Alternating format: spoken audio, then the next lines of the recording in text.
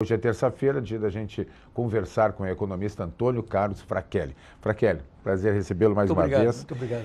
Bom, vamos aí. Toda semana a gente tem expectativas novas. O que nesse período aí de uma semana aconteceu? E nós estamos já vislumbrando aí um final de gestão, né, do presidente Temer, e agora ano que vem já com período eleitoral. A gente sempre fala que a crise política trava muitos movimentos na economia. E a eleição também. Isso vai ter um novo ambiente. Essa primeira observação que tu fizeste, que a crise política, né, tolhe a economia, eu fiz um post ontem sobre... Eu tenho uma série no blog chamado Michel, né? Então já vão 13, 14, 15 artigos. E o último eu fiz sobre essa observação. Eu noto junto à imprensa, junto aos formadores de opinião, junto a lideranças, que todos começam a dizer que a crise terminou, a crise política. Ou os que não dizem que a crise política terminou, dizem que a crise política descolou da economia. Ou dizem que a economia retomou o crescimento. E eu procuro nesse Qual post... dessas alternativas? Eu procuro nesse post dizer que as três visões não estão corretas. Que, na verdade, a relação entre a crise política e a crise econômica continuam. Por que isso? Porque eu noto que, ao final dessa gestão do presidente Temer, há muita desconfiança da população, há muita descrença no quadro que aí está. E isso significa que a popularidade do presidente está em 5%, em termos de positiva, né? Então, essa rejeição muito grande cria esse ambiente. Enquanto tiver esse ambiente, nós não temos condições de pensar em avanço dos investimentos, que é algo fundamental. Eles estão acontecendo, mas não ainda no ritmo suficiente. Tá, essa desaprovação grande, né, nas pesquisas é o povo brasileiro falando. E o mercado financeiro, os investidores, eles estão um pouco mais otimistas, né? Estão. E acho até que estiveram um pouco mais já.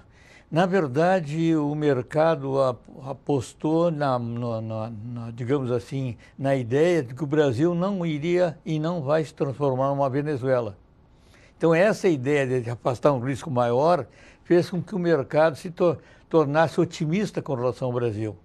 Só que, junto com essa ideia, veio a ideia das reformas. E as reformas não estão avançando no ritmo que o mercado espera.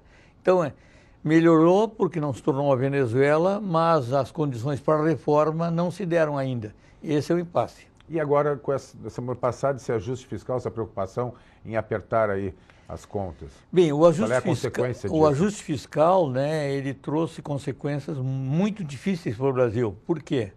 Porque a solução do ajuste fiscal passa pela ideia que o superávit só vai acontecer em 2020. Então, o presidente que seja eleito o ano que vem, que tome posse, somente em 2020 ele vai ter um superávit primário em termos das contas públicas. Ou seja, esse último ajuste jogou para frente o problema do desequilíbrio das contas do governo. Aí que ele vai passar a gastar menos do que Exatamente. Arrecada. Só que junto a isso tem a opinião das agências de análise de risco, tem a nota do Risco Brasil e coisa parecida. Quando nós perdemos o grau de investimento, nós deixamos de contar com taxa de juro equivalente àquelas do primeiro mundo para o recurso que vem de fora. Então nós pagamos mais. Ora, nós estamos hoje, eu lembro na época que eu estudei o ginásio, a pessoa passava com a nota 5. Sim. O Brasil está com a nota 3. O Brasil está 2 notas abaixo do grau de investimento.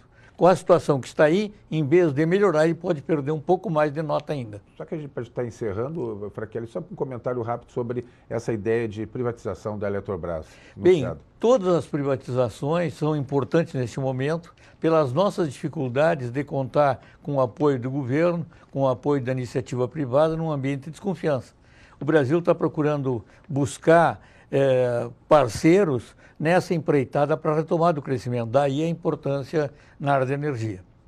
A gente volta a conversar na semana que vem, aguardando novidades positivas de preferência e mais informações no blog do Frachelli, AntônioCarlosFrachelli.com.